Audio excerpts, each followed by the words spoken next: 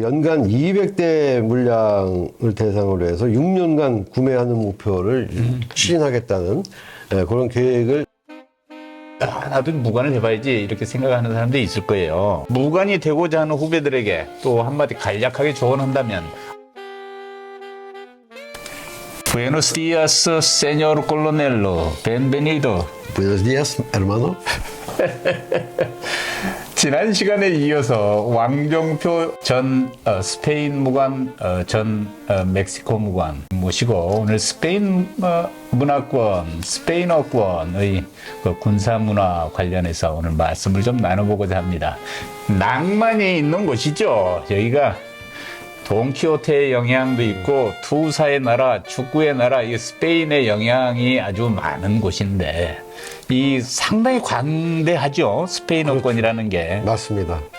세계적으로 지금 스페인어를 사용하는 국가 수가 많은 나라 중에 하나예요. 아랍어하고 스페인어, 예, 상당히 많은 것으로 알고 있습니다. 네. 예. 스페인어권은 일단 스페인만 치면 거의 인구 한 5천만 되는 것 같아요. 맞습니다. 멕시코는 1억이 넘는 것 같고. 예, 한 1억 3천? 1억 3천만. 예. 대단한 나라군요. 얼른 우리가 생각할 때 스페인이 좀 넓고 큰 나라가 아닌가 이런 생각을 해요. 컸었던 나라죠? 그러니까 그 과거의 영광과 그렇죠. 영향력 때문에 더 커 보이는 건 사실인데 그렇죠. 멕시코가 사실은 2배 이상 크군요. 그럼요. 예. 국토의 넓이도 어마어마하죠. 그렇죠. 우리 한반도에 비하면 한 10배 되지 않나? 10배 되고요. 멕시코가 20배. 와, 그렇구나. 예. 20배. 20배. 나는 멕시코가 가까운 나라가 아니다 보니 뭐 남미의 중앙에 있지, 뭐 중미에 뭐 이러다 보니 좀 작아 보여요. 멕시코는 일단 자국의 시차가 이렇게 많게는 3시간 벌어지니까요. 예. 그렇군요. 스페인어권, 특히 이제 멕시코의 그 축구 사랑 대단하죠. 대단하죠. 정말. 축구 아니고는 뭐 저 사람도 어떻게 사나 이런 생각도 좀 들기도 하고요. 맞습니다. 2010년도에 남아공 월드컵 기억나십니까? 예. 그때 우승국이 어디입니까? 스페인입니다. 이미 월드컵 시작하기 전부터 스페인은 뭐 우승 후보다 이렇게 분위기가 또 조성이 됐었고, 때마침 저희가 국방장관이 각국 무관들을 다 부르니까 100여 명 됩니다. 80개국. 네. 초청한 거죠. 왜? 1차전을 스위스랑 하는데 이제 맛을 같이 이제 느껴보자 이 얘기죠. 스위스 무관도 왔어요. 하는데 전반전부터 분위기가 심상치 않은 거예요. 예. 밀리는 거예요. 전반전 1대0 졌어요. 후반전에 회복할 기색이 안 보여요. 그러니까 무관들이 완전히 치맥 파티 분위기 이렇게 해놓고 보고 있는데 장관하고 같이 눈치가 보이기 시작하는 겁니다. 야, 이거 굉장히 입장 곤란하네. 그렇죠. 이제 하나둘 빠지기 시작하는 겁니다. 결국 끝난 건 지고 끝났죠. 첫 1회전 지고 그 다음 경기부터 계속 이겨가지고 결승까지 나가서 우승한 나라가 바로 스페인이었고.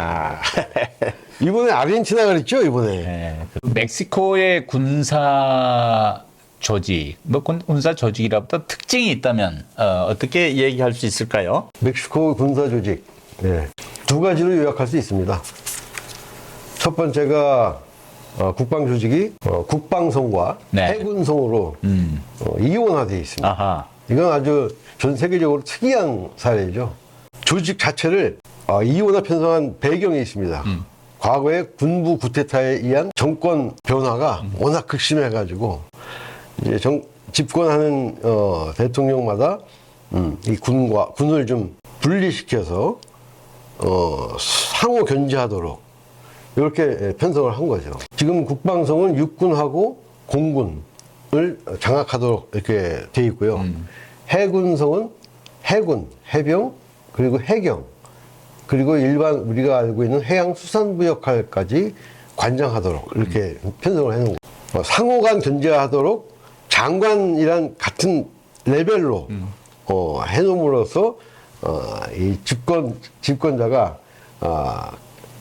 컨트롤할 수 있게 이렇게 만드는 사례 해당되고 그러니까 해군성 장관의 위상이 국방성 장관과 같은 동급으로 해놨단 말씀이죠. 그렇습니다. 예, 예. 그래서 이 둘이 같이 있다 보니까 여러 가지 에피소드가 생기게 됩니다. 그렇겠죠. 일단 의전 서열의 문제도 그렇고 군대는 역시 계급인데 의전 서열에서도 충돌이 있을 수 있고 정책 추진 문제에서도 의사가 서로 상충할 수도 있겠고 맞습니다. 이걸 어떻게 해결하죠?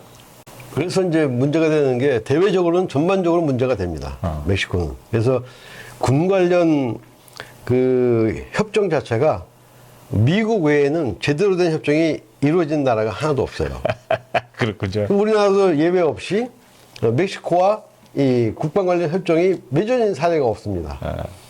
그래서 이제 나름대로 용을 써서 예, 제가 들어오는 해인 2017년에 정보 교류의 협정을 이제 1차적으로 체결을 하고 그리고 지난해에 국방 협력 협정이 체결하게 된 것은 이건 정말 멕시코로서는 획기적인 사건이죠. 그런 나라가 몇 개국 안 되니까. 예. 그래서 요걸 기초로 해서 이제 앞으로는 방산협력까지 이렇게 좀 이어나가는 그런 노력이 필요한 그런 시점으로 보이고요. 그게 이제 멕시코 군사조직의 특징 중에 하나고 또 하나는 작전 계획입니다. 네. 우리는 북한이라는 주적이 있잖아요. 근데 멕시코는 역시 이제 멕시코가 생각하는 현실적인 위협은 뭡니까? 테러죠. 마약 조직의 그러니까 외부 군대가 아니고 예, 그렇죠. 마약과 테러. 예, 그러다 보니까 작전 계획이라는 것을 이제 야전 부대 가서 제가 확인을 합니다. 보면 우리가 통상 그 현역 때 하던 공중 접근로, 예. 해상 접근로, 육로 해가지고 침투로 분석하고 뭐 접근로 분석 해왔잖아요. 그런 수준의 이렇게 마약이 결국은 마약의 최종 종착 지역은 미국이니까 대부분 육로는 멕시코를 경유해야만 갈 수 있습니다. 그렇죠.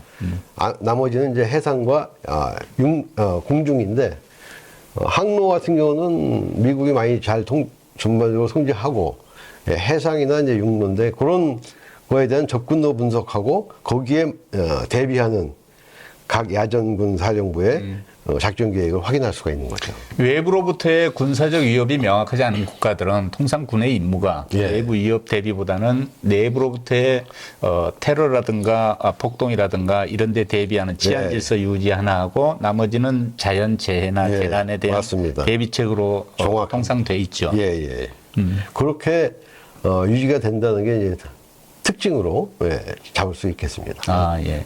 그러면 테러 조직은 경찰이나 코스트가드하고도 뭐 매가 충돌 요인 좀 있나요? 그 경찰의 임무하고 군의 임무가 이제 대테러라든가 마약 단속이라든가 이런 데서 충돌을 했을 경우 예. 내부 이제 지휘 체계에 일어나 문제가 좀 있을 수도 있겠군요. 예, 지금으로선 그런 문제가 다소 생길 수는 있습니다. 과거에는 어땠냐면 그 임무를 경찰이 다 했습니다.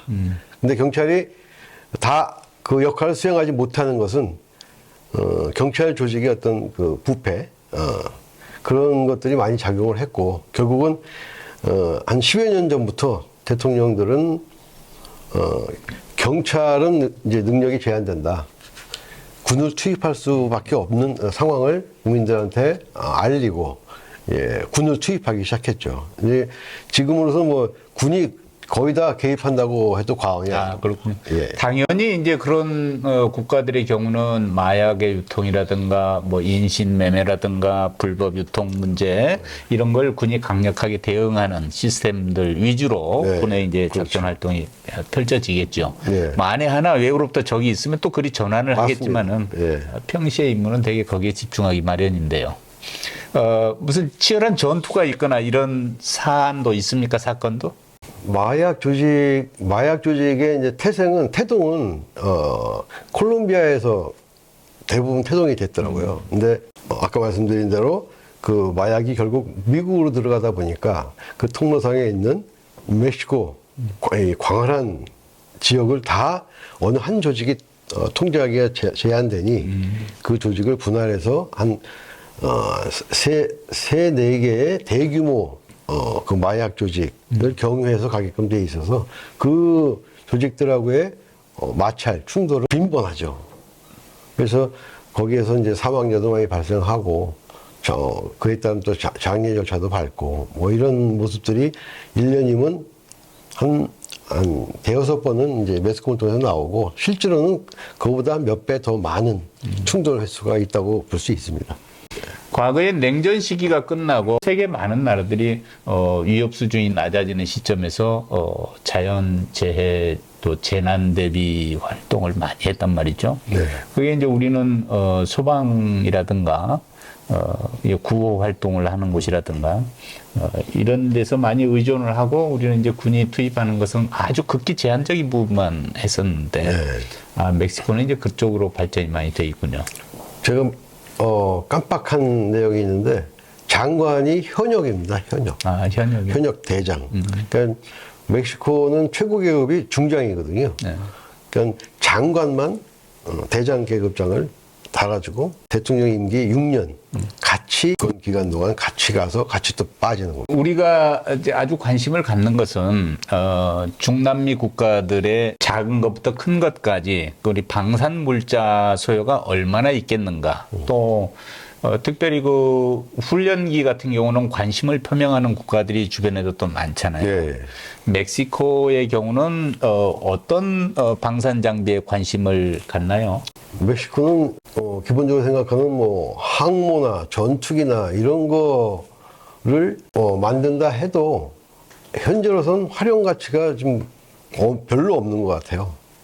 현안 자체가 대테러, 대마약 테러 작전이다 보니까 실질적으로 이네들한테 필요한 것은 어떤 일정 수준의 함정 내지는 항공기 같은 경우는 정찰기 정도, 훈련기 이 정도 수준. 탱크도 없는 유일한 국가입니다. 탱크도 필요 없다 이거예요.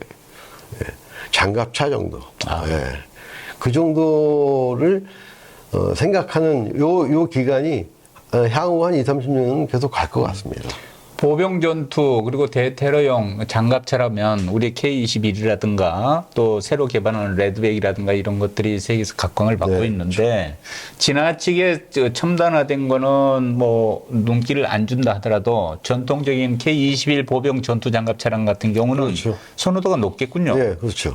네. 혹시 뭐 그런 그 수출 수입 상담이 요즘 이루어지고 있나요? 그러니까 작년에 그 DX 코리아 행사 있었잖아요. 네. 그때도 이제 멕시코 측에서는 해군 특전단 및 해병대에서 그 연간 200대 물량을 대상으로 해서 6년간 구매하는 목표를 추진하겠다는 그런 계획을 수립했다는 첩보가 있습니다. 그래서 이거에 맞춰서 우리도 멕시코의 수요를 어느 정도 충족시킬 수 있는 건 전략을 제시할 필요가 있다고 생각을 합니다. 회상을 해보면 굉장히 보람이 있었거나 또 의미가 있었던 그런 일들도 많이 있지 않았겠나 싶습니다. 해군 순항훈련 함대의 입항 같은 것도 있죠? 예. 그건 멕시코에 있을 텐데, 그 아카풀코, 유명한 그 휴양지, 아카풀코. 거기 한 3박 4일 다녀갔는데, 그때 그 멕시코 시티, 수도가 멕시코 시티에서 아카풀코까지는 한 차량으로 빨리 달려서 한 4-5시간 걸리거든요. 그래서 거기를 이제 왔다 갔다 하면서 한 2개월여 준비하고, 그 3박 4일 다녀가는 그 모습에 나름 뿌듯하게 생각한 적이 있습니다. 왜냐면, 혼자서 그쪽 지역에 국방성, 해군성 그 지휘관들하고 시장, 주지사 다 일일이 만나가지고 모든 걸 협조하고 또 3박 4일 동안 그 많은 인원들 케어하는 그런 경험을 두고 제가 무슨 생각을 했냐면, 내가 지금까지 인생을 살아오면서 나도 몰랐던 어떤 그 능력이나 어떤 성향, 이런 것들이 속속 발견되는 걸 보면서 거기에서 느끼는 어떤 쾌감, 보람, 네. 그게 가장 많이 느껴졌던 것 같고요. 무엇보다도 무관 생활을 통해서 그 외국 친구들하고 이렇게 프렌십을 만들어 나가는 그것이 가장 큰 보람이 아니겠는가 이렇게 생각을 해봤습니다. 육군 출신의 국방무관이 현재 주재하는 도중 예. 순양훈련 함대가 오면 당황하는 일이 많습니다. 왜냐하면 이제 그 대양, 해양을 순항하면서 그렇죠. 일어난 일들에 익숙하지 않고 또 이런 함대가 입항하는 과정에 접촉을 해서 협조해야 될 일이 리스트업을 하면 막 수백 가지가 넘거든요. 그렇죠. 그렇지 않겠어요? 네. 엄청난 병력이 상륙하는 문제니까 어느 주권 국가에 외국의 병력이 상륙한다는 건 대단히 까다롭고 절차가 복잡하거든요. 그걸 다 해결해야죠. 이런 절차 허가를 얻어내는 것도 중요하지만 이분들의 폐기물 처리 또 먹을 거 사다가 또 넣어야 될 거 아니에요. 예? 식료품 조달, 이분들이 이동선 수백 명의 그 동선을 또 확정을 해서 그렇죠. 계획을 짜야 되고 또 시간은 내서 관광도 해야 되잖아요. 그렇죠. 외교 문화 행사도 해야 되잖아요. 그렇죠. 환영 행사, 시내 곳곳을 군사력이 그 휘젓고 다니는데 이걸 협조해야 될 게 얼마나 많겠습니까? 그러니까 혼자서 하기에는 너무나 버거운 일인데 맞습니다. 통상 어느 나라의 주재 무관이든지 이 순양훈련 함대의 그 준비 기간은 몸이 바짝 마릅니다. 맞습니다. 저는 네. 이탈리아 주재 무관으로서 그리스를 겸임하다 보니 네. 그 양국이 모두 다 유럽 쪽으로 오면 모두 다 들르는 곳이에요. 해마다. 그러니까 매년 그맘때만 되면 네. 각오를 하고 보약을 먹고 체력을 비축해서 24시간 지원 제재를 갖춰서 맞습니다. 그래야 됩니다. 하지 않으면 안 되더라니까요. 해외에서 그런 행사를 하면 정말 기억도 남지만 보람도 대단하지요. 맞습니다. 그 추억은 좀 오래 갈 것 같습니다. 여러모로. 하여간 만족해하는 그 모습을 봤을 때 더 쾌감이 컸던 것 같습니다. 해군에 몸담지 않았던 사람으로서 배가 항상 군수 지원함과 구축함이 같이 오는 건데 정박을 하면 그 수중에 들어가서 그 점검을 하고 정비를 해야 된다는 사실을 잘 몰랐어요. 그런 내용 하나하나까지 체크하면서 수중으로 들어갈 때 얻어야 될 허가들 이런 거 처리하는 것이 좀 힘들더군요. 이 같은 멕시코 생활을 그렇게 잘 하셨는데 그런 이렇게 이제 고생한 이야기 말고도 재미난 얘기도 많잖아요. 아주 신나게 또 더듬어 볼까요? 네, 한번 해볼까요? 한번 들어보고 싶어요. 제 멕시코 겸임국인 과테말라, 엘살바도르, honduras 말씀드릴 때 거기가 이제 살인율 1, 2, 3이라 있잖아요. 네. 네. 저는 그 시민들이 장총 들고 이렇게 활보하고 가게 앞에 총을 들고. 네. 가게 앞 지키고 그러니까 그건지 물어봤죠. 이런 사람들이 얼마나 돼요? 그랬더니 그 자기네들 그 직업 분류의 개인 사설 경호가 한 30%, 35% 된다는 거예요. 그날은 이제 엄청 많은 숫자가 그 역할을 수행하는 거죠. 그래서 야, 이거 함부로 이렇게 싸돌아다니면 안 되겠구나 이런 생각을 하면서도 뭐 이방원이 나타나서 사병 혁판을 해야 되겠네요. 근데 그게 이제 어떤 일부의 대통령이 해결할 수 있는 부분이 아닌 것 같은 생각도 들어요. 그러니까 우리가 지금 이렇게 매스컴이나 이런 걸 통해서 알고 있는 마약 조직의 어떤 능력이나 행태 뭐 이런 것들은 상상을 초월하는 것 같습니다. 그러니까 그런 거와 연계됐다고 해도 과언이 아닐 정도의 어떤 분위기 이런 걸 좀 느꼈고요. 예를 들어서 제가 겸임국은 6개월에 한 번 정도 이렇게 방문을 하니까 공항에 도착하면 딱 많으면 한 10명, 적으면 한 5-6명 이렇게 경호가 딱 붙습니다. 무슨 뭐 저기 예전에 그 마약 조직 두목 잡으면 그렇게 호송하면서 그런 느낌이 갑자기 딱 들면서 그 나라 내에서 뭐 국방부를 이동하든 어떤 야전 부대를 이동하든 항상 경호 차량까지 다 붙으니까 자세가 멋지고 좋은데 이게 애로사항이 이제 식사를 중간에 이동간에 해야 되는 상황이 발생합니다. 또 그러면 좋은 식당 들려서 딱 먹어야 되는데 첫날은 좀 먹고 나서 경호하는 친구들 한 10명 되니까 식사 잘했냐 그러면 저희는 복귀해서 먹을 겁니다. 왜? 네, 저희는 그렇게 하게 돼 있습니다. 그 옆에 그 간부 하나가 미국 무관을 에스코트하면 이렇게 밥값이라도 용돈이라도 준다. 그래서 이렇게 좀 찔러주더라고요. 그래서 그다음부터는 그래야 되는구나 하고 형편이 안 좋다는 뜻이죠. 그렇죠. 쭉 찔러주는데 그것도 뭐 한두 번이지 3개국 다 그렇게 하고 갈 때마다 그런 개인 경비를 이렇게 좀 해줘야 되는 그런 부담을 감수하고도 에스코트를 받으면 자세는 나온다. 이걸 퉁치나 뭐 이런 느낌을 받았던 기억이 납니다. 예, 저도 그런 비슷한 경험이 있는데요. 네. 어느 그 임무 때문에 어느 지역을 방문했는데 급히 몇 사람이 나를 찾아요. 네. 그 사복을 입고 있으니까 뭐 10개월도 안 됐을 텐데 북한 관련 활동을 하는 선박이 인근 항구에 입항한 지금 첩보가 있어서 나를 보호하러 왔다는 거야. 아니 이렇게 내 동선이 다 지금 노출되고 있다 생각하니 뜨끔하죠. 이 몸 가정을 바로 해야 되겠구나. 그런 일이 가끔 있습니다. 한 번은 온두라스를 이제 첫 방문했었는데 이제 장관 예방이 있었어요.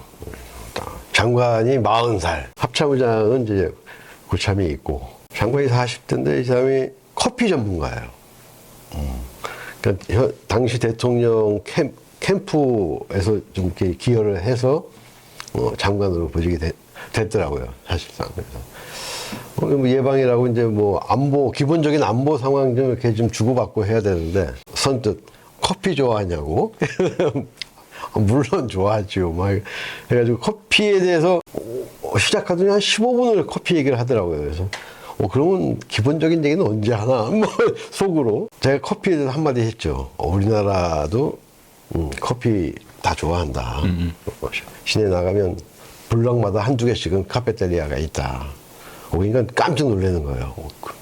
그렇게 좋아하냐고. 그래. 여기 온두라스 커피가 유명하니까 우리 한국에 한번 수출 한번 뚫어봐라 해가지고 뚫었어요. 그러니까 온두라스 커피가 많이 들어왔습니다. 그래서 국방장관이지만 어차피 국위 기여에 공통된 방향은 이루는 사람이구나 이런 생각을 하면서 실제로는 뭐 합참의장하고 거의 다 얘기가 됐고 또 재밌는 건 고거 예방을 끝나는 시간에 갑자기 기자단들이 쫙 들어옵니다. 장관 그 접견실로. 저를 세워놓고 이제 장관하고 무슨 얘기를 하는지 이게 들이대고 그래서 다행히 합참의장하고 얘기한 거 약간 리바이벌 해가지고 하니까 그 다음날 신문에 나고 그런 에피소드도 기억이 나고 아주 뭐 흥미로웠던 것 같습니다. 그 멕시코의 친구 집에 초대를 받으면 미 가자에서 두 가자 이렇게 얘기한다면서요? 예. 네 집처럼 편하게. 내 집이 네 집이다. 예. 그런 마음으로 편하게 있어라. 그러니까 정이 멕시코인들과 우리의 정은 굉장히 흡사한 것 같아요. 제가 스페인 친구들하고 친구가 되려면 일단 2시간을 기본적으로 얘기를 합니다. 그러면 2시간 얘기하고 나서 포옹 하면서 이제 자 친구다 하는데 멕시코는 2시간 얘기하려고 딱 앉았는데 30분만 돼도 그냥 손잡고 이렇게 됩니다. 그래서 이 어떤 우리의 정서적인 측면에서 멕시코는 상당히 가깝다. 피가 뜨거운 사람들이군요. 예. 이 말씀 듣고 나도 무관을 해봐야지 이렇게 생각하는 사람들이 있을 거예요. 무관이 되고자 하는 후배들에게 또 한마디 간략하게 조언한다면 언어를 준비하라. 예. 이거 말고 또 뭐가 있을까요? 국방위기와 무관이라는 그 조그만 책자에도 언급을 했는데 그 책자 사서 읽어보면 되는군요. 예. 근데 뭐 재미없습니다. 그냥 뭐 말씀드린 대로 이 어학에 좀 어학과 좀 친근해질 수 있도록 하는 것이 이제 지금 평상 업무하면서 추가적으로 할 수 있는 게 이제 언어 같고 거기다가 이제 성향을